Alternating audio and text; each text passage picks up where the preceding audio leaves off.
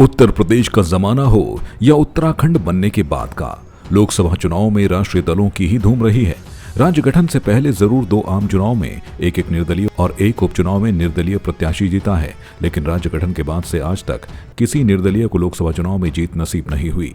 ये बात अलग है कि विधानसभा चुनाव में निर्दलीयों का बोलबाला रहा है। आज हम बात करेंगे उत्तराखंड में निर्दलीय प्रत्याशियों के इतिहास की। राज्य गठन से पहले निर्दलीय प्रत्याशियों का इतिहास। उत्तराखंड राज्य गठन से पहले वर्ष 1991 के आम चुनाव में टिहरी लोकसभा सीट पर निर्दलीय प्रत्याशी महारानी कमलेंदुमती शाह ने बम्पर जीत दर्ज की थी। उन्होंने कांग्रेस के कृष्ण सिंह को हराया था। महारानी को इस चुनाव में 50.94% तो कांग्रेस प्रत्याशी को 40.59% वोट मिले थे। 1967 के आम चुनाव में देहरादून लोकसभा सीट से निर्दलीय प्रत्याशी केवाई सिंह ने सांसद महावीर त्यागी को लगातार 3 बार हराया था।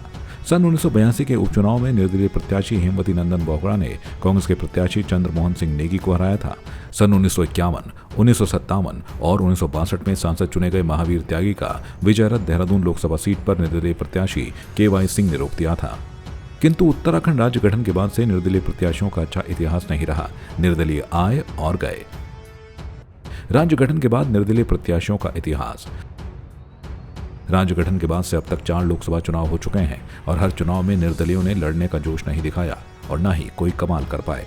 वर्ष 2004 के चुनाव में कुल 54 प्रत्याशी मैदान में थे, जिनमें से 18 निर्दलीय थे। 2009 के चुनाव में 76 प्रत्याशी मैदान में थे, जिनमें 29 निर्दलीय थे।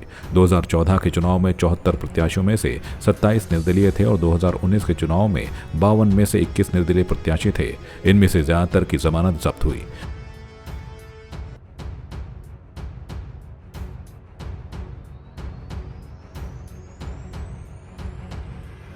किंतु इस बार 2024 के लोकसभा चुनाव में निर्दलीय प्रत्याशी को लेकर एक अलग उत्साह लोगों में नजर आ रहा है।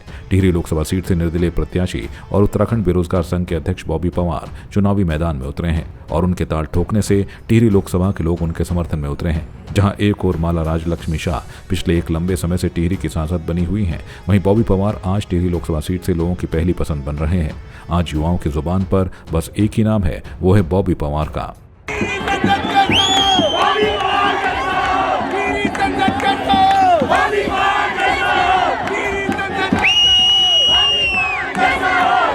यही कारण है कि चुनाव के प्रचार में निर्दलीय प्रत्याशी बॉबी पवार के समर्थन में युवाओं की संख्या ज्यादा नजर आ रही है।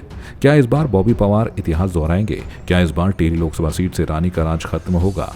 आपका समर्थन किस तरफ है? इन्हीं तमाम सवालों के जवाब आपको और हमें मिलेंगे 4 जून को।